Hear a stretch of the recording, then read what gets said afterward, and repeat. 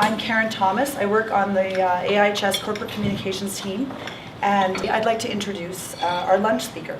Todd Babiak is co-founder of Story Engine, a company that uses story-based strategies to make organizations and leaders better, more focused, more cohesive, more influential, more human. For 10 years, he was a daily newspaper columnist. He's published 4 award-winning novels, 3 of them bestsellers: Chokehold, The Garneau Block, The Book of Stanley and Toby, A Man, and his 5th novel, The South of France, will be published early in 2013. Todd writes for film and television, and he's on several volunteer boards, including Startup Edmonton, the Canadian Literature Centre, and Alliance Française. So please join me in welcoming Todd Babiak. Thank you for that. This is a real honor and a terrifying one, and I'll get to why and how it's terrifying. The sad defenders of the humanities often turn to Goethe when they want pretty quotations. When they want pretty quotations really to attack science. What are diagrams and poking metal sticks next to beauty and what the poet called the higher demands of the mind? What is science before poetry, before story, before God? The Romantics were also famous for their distrust and loathing of science and material progress. For Keats, what we now call science would clip an angel's wings. He was particularly angry with Isaac Newton, who had ruined the wonder of the rainbow by reducing it to the prismatic colors. And Wordsworth was hard on doctors, of course. We murder to dissect, he wrote. Man, having enslaved the elements, wrote Percy Shelley, remains himself a slave. So what does science do for the Romantics and for people like me today, trained and trying to eke out a living in the humanities? All of you are in the business of, that word again, reducing the mythic and the spiritual, the holy, the mysterious, and the beautiful to blood and bones, to microbes and elements that we don't understand. To the pursuit for the sake of pursuit, to the particular focus and the inherent value of your work. Of course, most of this tension is completely false, factually and spiritually. It was even back then. Goethe was an inventor of comparative anatomy. On the side, he discovered the intermaxillary bone in the human jaw. The word morphology, he invented that word. Leonardo da Vinci, as you know, and Michelangelo were artist-scientists, which was quite a normal thing to be back then. Even Percy Shelley and his friend Lord Byron were fascinated by biology and chemistry and astrology and cosmology. And after a pretty typical wine-drenched conversation of science, Mary Shelley wrote Frankenstein about our love for and fear of progress. It did seem at the time of Darwin, a true sort of magic was happening. Alchemy and wizardry were pulled out of legends and into university laboratories. William Carlos Williams is one of my favorite poets, and he wrote most of his first drafts on prescription pads. And as you know, science fiction has embraced that thrill and fear of new discovery, of tomorrow, of advancement, and also the destruction of nostalgia, which usually keeps people like me going. Most of the hostility between the humanities and science today comes out of jealousy, I think. Writers and thinkers not long ago were actually important. We meant something. We changed things. Walk through any university campus today, and the newest, shiniest, loveliest buildings are devoted to you, frankly, while the dumpy, the pre-clad concrete buildings continue to serve truth and beauty. When I registered for university in the Faculty of Arts, I learned I would have to take 2 science credits to graduate at some point. I did what my friends are doing and what they counseled me to do. I took geography and geology because there were no labs. Everyone said it would be easy and miserable, and it wasn't easy and it wasn't miserable. I had loved biology in high school, but I wanted to be a lawyer or a businessman or maybe even a writer, something like that. And these had nothing to do with that kind of thinking. There were 2 kinds of thinking I imagined when I was in grade 12. There was science thinking and science words. And at the same time, my friends who are now doctors, they grudgingly took 1 English literature course in university and focused on, afterward, what was important, which was science leading into medicine. So this funding victory I spoke of with the shiny buildings between science and art has come at a cost, and not just to people with English literature degrees like me. The British poet Robert Graves, he died not long ago. He wrote, "Experimental research is all very well for a scientist. He carries out a series of routine experiments in the properties, say, of some obscure metallic compound. But poetry cannot be called a science. Science works on a calm intellectual level, with proper safeguards against imaginative freedom." So, proper safeguards against imaginative freedom. Someone should have sued him for writing this, I imagine, at the time. And I'd argue that my instinct for literature was at its base the same as my instinct for biology. It was driven by curiosity. It was a journey of discovery, often dramatic, probably always dramatic. And what is imaginative freedom if it isn't what you do? Prostheses to replace or restore damaged parts of the human nervous system, vaccines to prevent meningitis, pneumonia, and ear infections in children, attacking osteoarthritis and chronic diseases, and the weakness of the human heart. I have two young daughters. They're 4 and 6 years old, and they hate sleeping at night. So they have manipulated my wife and I into reading them 2 books before bed, and then we turn out the lights, and then we have to tell them a story spontaneously. We have to make it up and tell them. And if I'm tired or I've had a glass of wine and I don't really want to invent a story for my children, if I try to tell them something expository, if I try to say how wonderful they are, how beautiful they are, how much I love them, one or both will interrupt me and say, "That's not a story, Dad." To them, a story has a hero or heroes. There's a status quo, there's normal life, and then something happens. An inciting incident. Bam, something happens. A fox runs into the house, or aliens land in our backyard, or the Eiffel Tower begins to speak. And these heroes, or hero, develop a marvelous, seemingly impossible goal. They must battle forces of antagonism to achieve the goal, whatever it is. Usually there's a conscious aspect, like making the fox a pet, and hopefully there's an unconscious aspect too, to feel the way we feel when we set something wild free. And I've never explained classical story design to my children. You might remember classical story design from grade 9, where there's the status quo, and then there's the inciting incident, and it shoots up into the climax and then down into the happy ending, the denouement. I never explained that to my kids, but they have a sophisticated, instinctive, critical understanding of what a story is and isn't. And I have to meet that expectation every time. They have no patience for lazy storytelling. And to them, a story is always about choice, and it's always about change. If you don't have those two, it's just boring. Whatever I could say to them would be boring. And I think we all know this when we're kids. And then at some point in high school or graduate school or perhaps medical school, most of us systematically unlearn it. I mentioned earlier my background. I have 2 liberal arts degrees. So my informal training in one of my favorites, which would be neuroscience, has been from reading and watching plays and movies and television commercials. And most importantly, watching how people react to those art forms. And today we sum up our complex, profound neurochemical reaction to story with the strange word heart, a word we share obviously with scientists. I was just speaking to my editor yesterday. The word heart came up 10 times in the conversation, as though we both understood what that means. We receive stories and we react to them in some way. We're moved by stories with our hearts. So you fix weak hearts for money, and I manipulate weak hearts for money. But the truth is, as you all know, even if you're talking about money, no one does it for money. We all do what we do for the same reason. The British Lottery did a study a few years ago of winners, people who had won a life-changing but not obscene amount of money. I think it was between $2 and $8 million.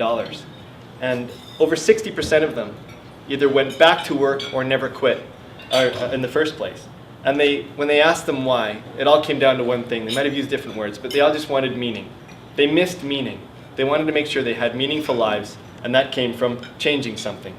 They wanted to change something. So in 1820, a poet named Thomas Love Peacock wrote an essay about the battle between imaginative writing on one side and science on the other, which was already happening. Feeling and passion are painted in and roused by ornamental and figurative language. But the reason and the understanding are best addressed in the simplest and most unvarnished phrase. So reading about science as this conference approached, about health solutions, I thought of Thomas Love Peacock. To him, poetry was ornamental, while science was best addressed in the simplest and most unvarnished phrase. Today, of course, almost everything is ornamental. Design is cheap, and I suspect there's a factory out there somewhere manufacturing awful words for each of us in our disciplines. Today's science language, like business language, is anything but simple and unvarnished. Preparing for this talk today, I took several quotations from the conference material to use examples of how language, the language of science and language of story, have diverged. Then I realized after this kind invitation that it was ungenerous and cheeky of me to make fun of science language. Just one word, catalyze, just catalyze. So business language, the language of bureaucracy, the defensive and phony abstraction of academic poetry, and science language, they all have a lot in common. We all have these moments. And it's all the same bad instinct. So if we can use business languages as an example, building synergies with stakeholders and maximizing aspirational management buy-in and dynamic convergences, these are quotations. Having aha moments and ideating. My partner received a note. In terms of opportunity, that's a priority from a low-hanging fruit perspective. I added this morning. I received an email from one of our clients at a bank, and she said she wanted to, and we've worked with her, and this hurts us a lot, obtain some integration and alignment of numerous operational corporate functions to maximize value. She's asking us to actually help her do that, and I did not know what to say. I don't know what she's talking about, and I just have to pretend I do. So lately I've been telling colleagues and friends and clients to read Politics in the English Language, the essay by George Orwell. It's on the internet for free. All you have to do is Google Politics in the English Language. He wrote the essay in 1946 at the end of the Second World War. And he begins, as I've just done, by excerpting some jargon-filled, cliche-ridden English, written not by scientists, but by people like me who actually communicate for a living. And he cautions the reader against dying metaphors and ugly phrases and pretentious diction. But the theme of the essay is not that meaningless language is meaningless or simply abominable. Orwell was concerned with his country at the time, with the mission of his country after the Second World War, and with what it meant to be a citizen. If the language we use as citizens, as British people, is weak and meaningless, we will be weak and meaningless. England will be weak and meaningless. There's a direct connection to him, and I think he's onto something. And the same goes for all of us, for our projects and our teams. When we fall into passive voice, a pretend world where desired outcomes are reached by end-user consensus, no one knows what we're talking about. There's no actor. No one's doing anything. And that's what my kids would want. That's what I want. Everyone wants. What I'm sure of really is no one wants to read it or write it or hear it. So we can get beyond it if we're just honest with ourselves. And it takes some work. Because whether we're human resources specialists or project managers or marketers or engineers, bureaucrats, economists, academic poets, as I mentioned, accountants or health scientists, we all build a codified language for insiders. And it's entirely normal, it's universal, it's human. It makes us feel smart and special and confident. And it protects us in our discipline from generalists and dilettantes, from consultants. Which is a good thing, but that said, organizations and teams mired in exotic specialist language, internally and externally, are at a disadvantage. While those of us who use and understand specialist language might feel we're part of a club, it moves us farther and farther from our instincts, from those weak hearts I talked about, from the source of creativity, from the way our memories operate, the way we talk to our kids, and therefore from meaningful communication and meaningful thinking. At its worst, this kind of language is intimidating and dehumanizing and defensive. If we want to influence people, and we all do, we're all in the influence business in some manner. If we want a unique culture, if we want to attract people to our organization and our team and our mission, if we want to be unforgettable, if we want to think powerfully, if we want to convince granting agencies and collaborators and investors and governments and the taxpayers they represent, we strip it all away and concentrate shamelessly on simple, evocative, and direct language, on narrative. And no one is in a better position to use narrative than people like you. I was saying last night to some people, in 2003 I received an email from Robert De Niro. Not really from him, from his production company. I'd done some film and television writing, so I was in the union, and it was just an email blast we all received. Robert De Niro was looking for science stories that could be turned into a feature film. Why? Because in science, and what you do, there's a status quo. Say, for more than half the world's deaths in children under 5 are caused by bacteria in respiratory tracts, as an example of the status quo. And that's a problem, a real one. More than half the world's deaths. De Niro had just finished shooting Meet the Fockers, where the problem to solve is, I don't even know what the problem to solve in Meet the Fockers is. So there's one and the other. You can see what he was hungry for. So if we're looking at the deaths, we need an inciting incident. We need story to start. So perhaps Carla Davidson and Tony Shrivers put a team of researchers together from across the country to develop vaccines. That's the seemingly impossible goal my kids need in their stories. They demand in their stories every time. If they're successful, they will change the world. Will they be successful? Who knows? The odds are against them. Millions and millions of children's lives will be affected. If the hero of Meet the Fockers is successful, he'll have sex with his girlfriend without her father killing him. Or something. So that's the difference. This is why people are hungry for your kinds of stories. Because they're inherently moving. Everything you do is inherently moving. If we just pretend that I had known Carla and Tony before in 2003, what are the forces of antagonism getting in the way of their success? Is it money or greed? Maybe it's love gone wrong.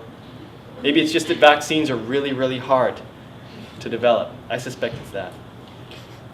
I didn't respond to De Niro's call for scripts because I was frozen with ambition and fear. Where would I find such a story? How would I talk to scientists? No matter what, they'd think I'm dumb. I was intimidated, as I mentioned at the beginning of this talk, fearful and overwhelmed. That said, I understood. As I said, I understood why De Niro was interested in these stories, and suddenly I started to think, I have to find a story like that. If story is about choice and change and hard work, of a mission and passion and obsession and accomplishment, the scientist, especially the health scientist, as hero, makes perfect, beautiful sense. Of course, this week I looked it up. Between 2003 and today, when that email arrived, and today, Robert De Niro has produced several movies and TV series. None of them have anything to do with science. So I suspect other writers are in my spot. Did any of you read the Steve Jobs biography? We were talking about this last night too. A few of you did. You could make a drinking game when you do read it, if you do want to read it, of the number of times the writer Walter Isaacson uses the phrase, the meeting place between science and the humanities. The meeting place between science and humanities. The sweet spot was the meeting place between science and the humanities. That is what made Apple Apple. When they were still operating out of Steve Jobs' parents' garage, a man named Mark Markula, who was a marketing fellow, spent several late nights with Steve Jobs and developed a philosophy, a story, what we'd call a master story about Apple, how it would guide its future. How was Apple different? Why did it exist? What change did it promise? And what choices did it make were inherent in this document. And out of this conversation, they developed 3 principles. And the first principle, and the most important one, was just empathy. Empathy is going to decide every decision we make in this company. So the meeting place between science and the humanities, the key to our organizational master story, to the way you can imagine your work, to the way you can excite collaborators and partners, and the people whose lives you want to change with your work. There's something in empathy there, I think. Who are the people we want to help? Who is our audience? And how precisely do we want to change their lives? Where did this idea come from? That's essential. The inciting incident is essential. What are the barriers to our success? People want to know that. That makes it interesting. We want to be with you on this journey, and the more honest we are, the better. My friends who are scientists have a lot in common with my friends who went to graduate school with me in English literature. They're so focused on their work, its intrinsic value, they forget the wild world around them and the opportunities it presents. I like to remind my writer friends and myself when we're all content to think the work we're doing has intrinsic value, and that's what's important. If it's important to me, it's important to everyone. It ought to be, even if no one reads it. The greatest genius in the history of the English literature and the English language did not write for himself. He wrote to move people. And he wrote to move rich people and poor people simply and beautifully. He was crass. He was shameless. He just wanted money. He wanted people in the audience to cry or laugh. That's all he cared about. And thinking about story and framing your work and your mission in story terms can multiply your success as scientists and as entrepreneurs and as fundraisers.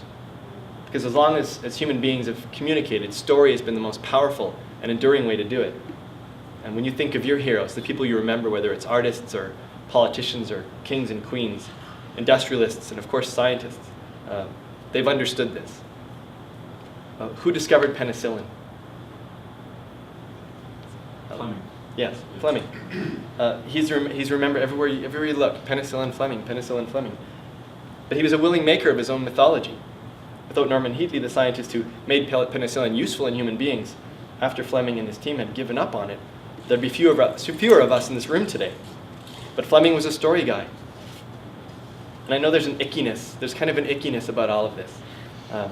If everyone were smart and curious enough, if our brains were different than they are, if people weren't so filled with bias and so lazy and so emotional and so irrational, so moved by story instead of the purity of scientific investigation, we wouldn't have to talk about this at all. But we are flawed. Our hearts are weak. If we recognize that thinking about using story instead of that jargon and specialist language, it'll help us navigate a world filled with flawed people. And it will make us stronger because we're all flawed. I know several people with either Crohn's or colitis. And I was talking to a friend this week who has Crohn's about the Alberta IBD Consortium as I was looking at it. And I imagine it in story terms. And the status quo, over 200,000 people in Canada have IBD. It's one of the highest numbers in the world. And no one knows why. And there's a real concentration in Alberta. Labs across Canada and around the world are trying to find a cure. That's the status quo. And rather than put their heads down and compete with other labs in the same manner, in the same way, Dr. Herman Barkema and his team took a different approach. Oh, what is it? What's a different approach? What is he doing? Barkema was a veterinarian, a cattle guy, who saw stunning similarities between a disease in cows and Crohn's and colitis. So, Dr. Barkema, what did you do?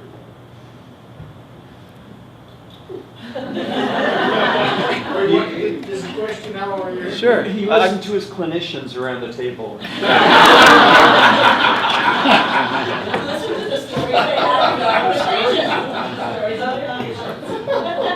But whatever it is, if you frame the story that way, what did you do? What choice did you make? You could have made other choices. You could have looked at other diseases. What choice did you make? You made a choice. And then what happened? And then what happened? And then what happened? We were also talking last night I was listening to Quirks and Quarks for the last little while, and paying attention to the successful interviews and the not so successful interviews. And the successful ones are always framed as a story. Here's the status quo. What did you decide to do? What was your idea? How was your idea different from other people's idea? Oh, great. And then what happened? And then what happened? And then there was forces of antagonism stopping you from succeeding, and then what happened? It's exactly what I'm doing with my kids at night. And it works on the radio. I'll stop cooking. I'll stop what I'm doing to listen. But if someone just talks in an expository fashion about the inherent value of their work, I actually stop listening. I don't want to hear that for some reason. Even if I'm interested in that subject, I can't pay attention the way I can pay attention to story. Because I've been trained to do it, I'm wired to do it. It's in our religions, it's in the stories we tell our children, and it's a very simple secret that you can use as you frame your work and as you influence people. You're all solving mysteries, and you're all taking risks, and you're in the life-saving business. You have the advantage of being in the life-saving business, which is what every editor of every book wants. In straight story design, if you put superheroes over here and health scientists over here, and you actually look, what are superheroes doing and what are health scientists doing? You have a lot in common, oddly. Of course, you don't want to frame it as superheroism. There is an elegant... Sure. You'd all look pretty good in capes, I have to... If you would, I would encourage you to. Please do. Yeah, the Iron Man. Yeah. Iron Man. That's it. No cape. He's so good he doesn't need a cape. But there is an, as you know, from your communications team, there is an elegant way to use this advantage you have over so many other teams and even industries competing for money and attention and partners. Your government funders want to brag about you. The people in your city, the leaders in your city want desperately to brag about you. I want to brag about you. And we can all become evangelists and ambassadors for the work you're doing if you just give us the story. That's all we want. You can do this and you can have fun in the process. I know this stuff is more fun to write as a story than it is as expository detail and passive voice using words that regular people don't understand. A story will also clarify your mission. We'll know better what to say yes to and no to as an organization. That's been the chief advantage for Apple from that work they did so many years ago in the garage. If someone comes up with an idea that doesn't fit with empathy, that's not an Apple idea. There's no empathy in that idea. A story will attract people to our projects. As you get larger, your marketing and HR strategies become easier and more elegant again, because you'll have a natural quality. It gives our work personality and, most importantly, humanity.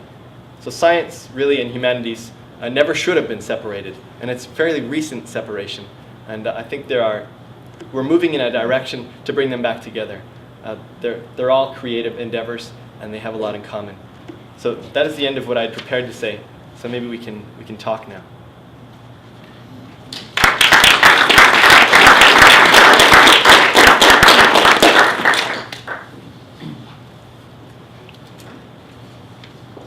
No one ever has a question.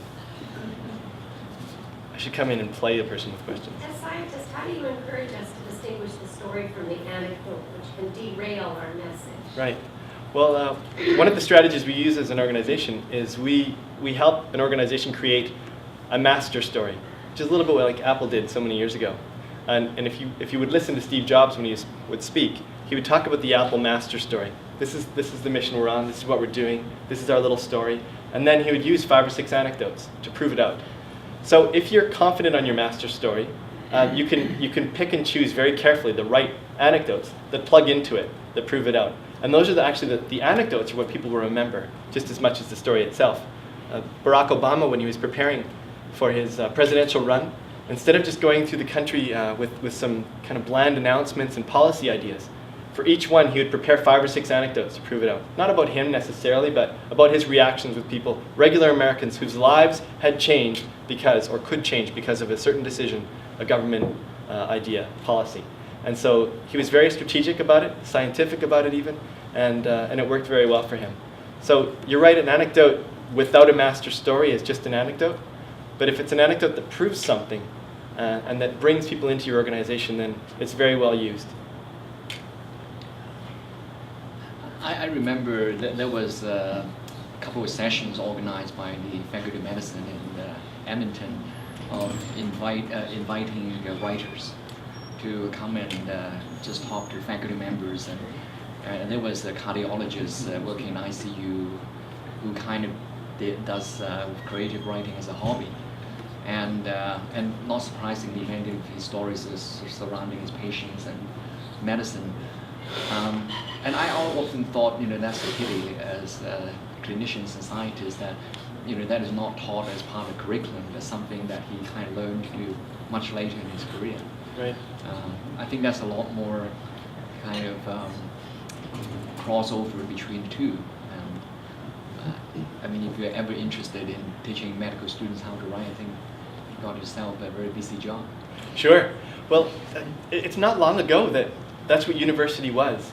You're trying to create a citizen and a curious person who would be involved in every endeavor. And today we specialize so young that I think we have to come back together at the end. And we do train to think in different ways now. For me to go back and do a science degree, to go back to that original feeling I had for biology would be probably impossible or crazy. I wouldn't probably know how to transfer everything I've learned into biology, not in a very elegant way. However, I could perhaps work with the biologist on an idea. I know that a lot of organizations in the United States, and some of us who are involved with the City of Edmonton on their arts and business strategy, are trying to find ways, instead of having artists apply for government grants all the time and doing their work in their cave, could there be ways for large organizations who could benefit from that workshopping process to bounce ideas off people who think differently, to collaborate? I know that Peter Hackett, who was the head of Alberta Ingenuity for a little while, when he was in Ottawa, he always had an artist in residence with whatever center he was involved at that. I forget which one it was. National Research Council. Yeah, he was the National Research Council, that's right. He always had an artist in residence, and he made half of their day, door open, people come in and bounce ideas off a poet or a designer. And he said it resulted in all kinds of amazing things. When he got to Alberta, he couldn't get it going, just that one position. golly, a writer's going to jump at, you know what they would jump at Right. for a fee. So I think there are certain advantages, and maybe with the success of Apple and even Isaacson's book, which sort of proves it out, they would not make a scientific decision without going back to that humanity's core of their business. And you can see it and feel it when you feel an Apple and you have an Apple product versus other products that were designed differently. And I think we can use that in our work. I was wondering what you think the barriers are when we're trying to tell a story as narrative, but people want to still have that corporate. What are the barriers to making your corporate story a teen story and narrative? I think the only barrier is lack of courage.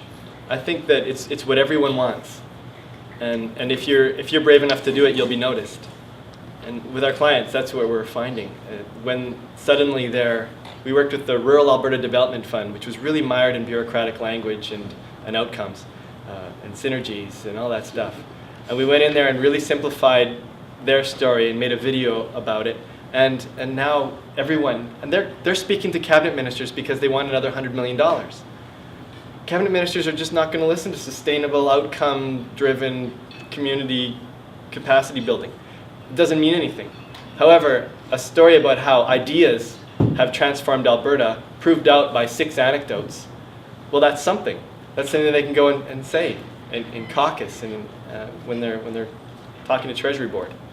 So if you think about your audience and plug in shamelessly to our real love for stories, all of us, it can work marvelously. Obviously, you're not going to switch the way you talk in your labs. I mean, there are words that I'll never understand that you're using in your labs.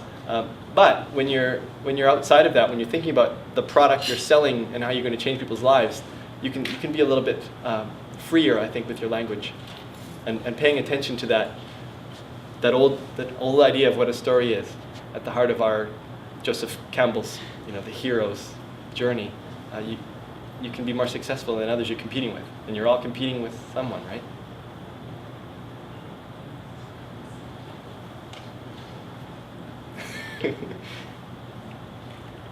The other reason to do it, if you want to do it, is if you are competing with people and you have a void, you haven't told your story well, someone else will be happy to tell it for you. They'll be happy to fill that void for you. And one example I think of is during the last federal election campaign, we had a man named Michael Ignatieff who had a beautiful career in London and New York City, and he was in Harvard. And he decided, I'm going to come back to Canada, and I'm going to lead Canada. I'm going to be the Prime Minister of Canada. And this all sounded lovely, but we never knew why. He never told us why he wanted to do this. Some of us gave him the benefit of the doubt. Maybe he's just a really smart guy, and we need a really smart guy right now. But we certainly never heard the Michael Ignatieff story and the Michael Ignatieff in Canada story. Even the Liberal Party, how we're going to change Canada story, they never bothered with it. They just said, smart guy, vote for him. He's liberal. And the Conservative Party saw the void, and they told a little story that convinced my mom, who'd voted Liberal her entire life, not to vote for the guy. Do you guys know the story? What the story was? It was just a few words. It's a really clever thing. He didn't come back for you. It's all there. They were very clever about it, and that stuck to him. You could never get rid of that. And if someone wants to do that to you because you haven't done it for yourself, well, it's sort of your own fault. And we see it with the Alberta government when they had a chance in the 1990s to build a really positive, amazing story about this huge oil resource we have in northern Alberta. It's going to change people's lives all over the world. And here's how we're doing it. Instead, they talked about dinosaur farts and denied climate science. And someone swooped in and told the emotionally resonant story of the oil sands for us. And now for Alberta to get that story back will be really, really hard, and harder every day. Because we're not really taking a story approach to it. Showing pictures of gigantic trucks is not right. The reason that coal's worse than oil sands, of course, but coal is about people. It's about men and women with integrity going down into the ground and pulling up resources and making their communities strong and feeding their families. It's about human beings. One coal plant in Taiwan is worse than all the oil sands, but we don't really talk about coal because it's about human beings with integrity. whereas the other stuff is all mechanized and big trucks and denying climate science. So I mean, it's a subtle thing, but I think story is a bit of a technology you can use and be a little bit paranoid about, and use it, have fun with it, and you'll be stronger. Thank you.